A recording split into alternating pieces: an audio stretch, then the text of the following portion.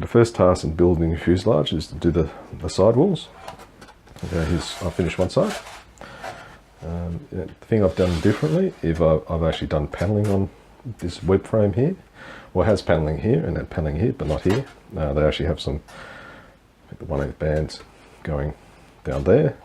But since the motor I'm putting in is twice as powerful than recommended, I'm actually doing the paneling to increase the strength and plus the weight. I don't need to worry so much about the weight at the moment. So that's it. So it's quite a simple process. So here I've actually done the frame. So what I did first is just cut out all the pieces and pin them to the locations where they were. And then what I used is these spars here. I left, so when I glued them I took out the pieces in between but left the top spars in and the bottom spar, and then just individually glued them in. A bit time consuming, but that's okay. Now in the instructions,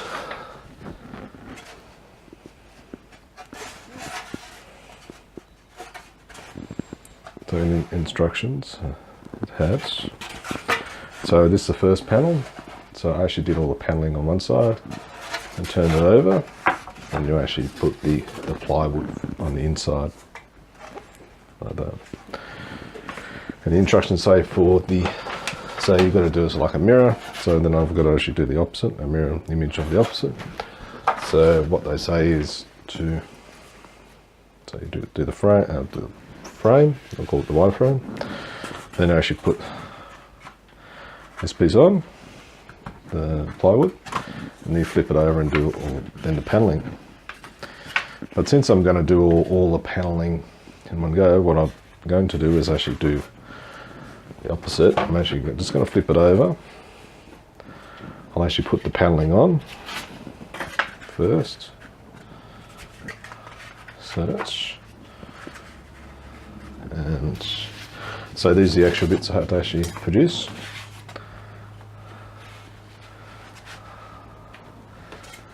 Put the paneling on first, so glue that on, wait till it dries, flip it over, and then I'll do the plywood after that. So quite a simple process. So you'll notice all the paneling overlaps again. So again, like with this one, it all overlapped, and when I finish, I just cut it close and use a planer and then the sanding to get it right to the edge. Okay. And the process I do for the paneling here is because I'm using PVA glue, I'll just do a bead. So I'll do a bead on the frame, then I put the bits of timber on top, press it on, take it off, then I'll get actually a brush it down on both sides and fill in any spots I've missed, then put it down. So do that to all the pieces, like so. Once that's done, then I'll just get these sanding blocks, put them on top. That's why it's got to have a few on top, and I'll get a bit of wood, put on top of that, then put some weights on that, and that makes it glue as well. What I've done is I've jigged up the body, put all the main formers in, see how it all fits and see if it goes, squared it all up just to make sure before I glue. I suppose you only got one opportunity when you glue. So it's looking quite good. I actually used these. So these, which is part of from a different job I was doing, and actually they've come up well for squaring up the body. With the plans it said actually square it up, then actually do the tail at the end as well at the same time. But what I'm going to do is I'm going to glue up the front body, wait till it sets, and then do the tail part of the body. That's because I applied it, whereas you're not meant to, but I've got a stronger motor, so I applied that, make it solid. and it's going to make more, so there's more stress on that. So I just want to form up this first, glue it so it's nice and strong, let it set, let it finished. I'll probably even leave these bracing on there, and then I'll actually put this together, put the rows in there. Then actually I might then do the paneling here and get that, wait till all that's glue, and then undo it all. So I just want to make it sure it's square, but there, it's actually working quite well. So I'm good with it. It's good that. So this is, because it's the bigger engine, I've had to set it back a bit. So that's the old one. That's the new one I cut out. So I made it a bit more longer. So actually it's going back about a 4 centimeters. I put a rebate on it so it fits nice in there. So this is actually propped up on boards too, so it actually fits in nice and even there. And it says this is going to be like a balsa sheet, but I'll actually put a bit of ply in here, and I'll form that out because that's where the air duct's going to come out the main cylinder. While I'm talking about gluing up the body, you've got a choice of glues. Like for the wings, I've actually used like PVA glue, or you've got Araldite. What I'm going to do is I'm going to use the Araldite super strength, so let it cure in 24 hours. The main reason is that is I saw an article in Fine Woodworking where they actually did a test on all the different type of glues. Basically said for PVA, it is PVA glue that is stronger than Araldite when the joint is nice and tight. There's not much of a gap, but when there is a bit of flex in the gap, Araldite is stronger than PVA. It actually probably fills up some gaps and all that. So with my body, I'm going to put the super strength Araldite. Okay, I'll start gluing it up. As you can see, I've fitted the engine. I spent a bit of time looking at the options of actually having the engine upright, having the main engine actually showing over here. But I found, because of the carburetor, the actual control rods would have been up here. And as I dropped them down here, this actually caused the propeller to come down about here. And that was just too low, especially with the landing gear. So I've decided to have it inverted. It's actually come out quite well. On the plans, the actual prop should be a little bit higher, probably about that bigger. But hopefully that won't cause too much of an issue. Having looking at being such a big engine and with a large prop, I had a look at the landing gear that came with the kit, just a wire frame, and had a look at it on a YouTube, and there was a video that had the wire, and it seemed a bit, how you could say, didn't look it be tough enough. And so what I'm going to do is get an aluminium undercarriage, fixed undercarriage. I think it'll look better too with the wire frame, which means that these strut up tops, the struts up here, I may have to actually do a custom aluminium combo instead of using the wire frame. Maybe give a bit of strength too. So as you can see, it's fitting quite well. So I've recessed it back. That's actually, it can go forward a bit. So when I do the center of, what's it called? CG, center of gravity for the plane, I can actually adjust that and forward. The only problem is I have to actually get all, so for the cowl, I actually build it out of aluminium, custom job. So I really need to get this whole body finished before I can put the cowl, but I actually can't customise the cowl until I've got the CG worked out, so I can actually see where this motor fits, so I can actually get it.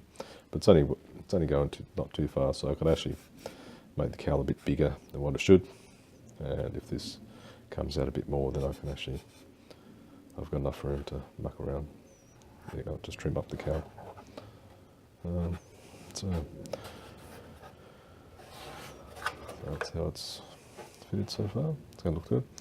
The other issue I found is if it comes down, hits the ground like that, well, the engine's going to hit first. So again, with the custom cowl, it actually go right down here. It'll be aluminium, so I'm going to actually bolt it pretty sturdy up here. So if it does come down like that, hopefully the cowl will take most of the impact, and then there might be some damage here, but hopefully the motor will be okay. And hopefully I won't do that, but I've got to consider that into the build. Okay. So how the motor is, so I'll move the camera and actually show. So I've actually got a design like we'd put the fuel tank and all that. So I'll just move the camera so you get a better look inside. Okay, now I've got the internals. First thing I did is actually look at fuel canister. So I actually had a look at all the different sizes available.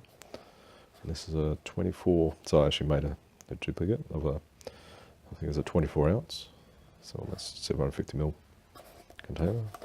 So it's actually 3 inches wide, 2.5 depth, and 7 inches long. So this allows me to actually put it inside, so it fits good inside. And then I can position here. So I'm going to have the wing underneath, so I'll just have this little bit more. It allows me to see there's still plenty of room up top. This top section is going to be a panel which I'm going to take off, like a service panel. I'll probably have, where it slides in here, pins in there, and then I'll probably have a bolt down here which I've bolted on top. So this being a service panel, that won't provide any strength to the actual structure. So I've got to consider that as well. So what I'm going to do, so I've got the tank there.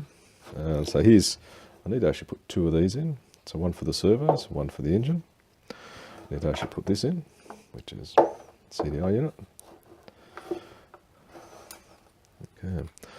So I've got a fuel tank down there. So I've got enough room. So what I'm going to do is going to have a panel, put a panel in here, so we'll just pretend that's a panel. And so I need 2 of these batteries are going to go in, CD units, and also there's the receiver as well. So I should be able to, if I do the panel that long, I should have this whole area to actually wire up and put these goodies in. Or I could actually even put this up the front, more weight up front. The centre of gravity line is right here, so I'm actually going to try to put the fuel tank right in the middle and try to put the batteries in the middle as well. Okay, now since the spark plug lead is going to go down through here, so on the actual bottom of the plane I have to actually make a little access panel. So this lead will go through, there'll be a rubber grommet around here which will fit into a bit of ply panel underneath, fixed with screws. So if I need to service this at all, I can actually take that panel out and actually get it. With the control part, with the accelerator, it's got an accelerator and choke. Still divided whether to actually put a servo for the choke or not, or have a manual one. I could actually just put a finger hole within the body. I have a little service plate outside, finger hole, or I might help just buy those servo. And what I'm going to do is going to put a couple of I've got a plate here, and I'm going to put maybe 1 or 2, so one for the choke, one for the accelerator, and just make a little panel here. And they'll actually give you, so that's got to be right. So there's one, I need 1 there and 1 there, so which is the issue. So there's a choke. The choke's on top.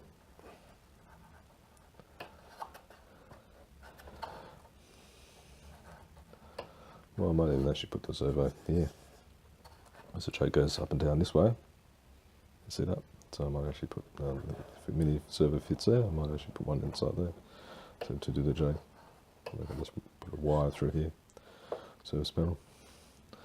And with the accelerator, I'll put a plate in here. That'll actually give some more strength on here as well.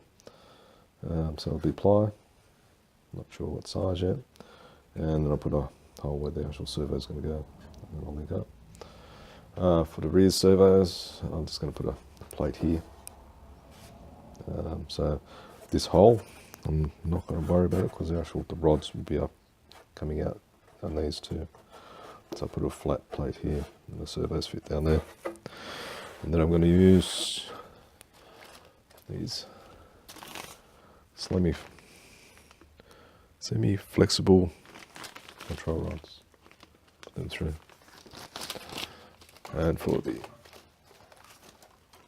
accelerator, I'll just put this on the flexible. It's not going to be very long, but it'll be okay. Yeah, so that's how. Yeah, good idea to actually do a mock-up of the tank. Go through all the sizes and think which ones you want to fit. So now I know that fits quite well. And with the tank, this is going to be, so there's going to be a plate here.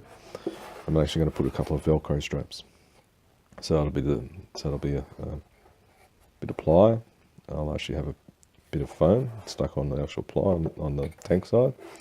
And then I'm going to have some straps going, Velcro straps, which will strap it in place. The foam will give it a bit of tension on the Velcro, so it won't move that much, or hopefully not at all.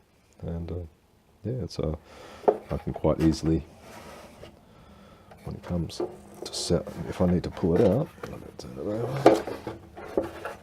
So just manage it there. So the actual little tank will be just sitting there.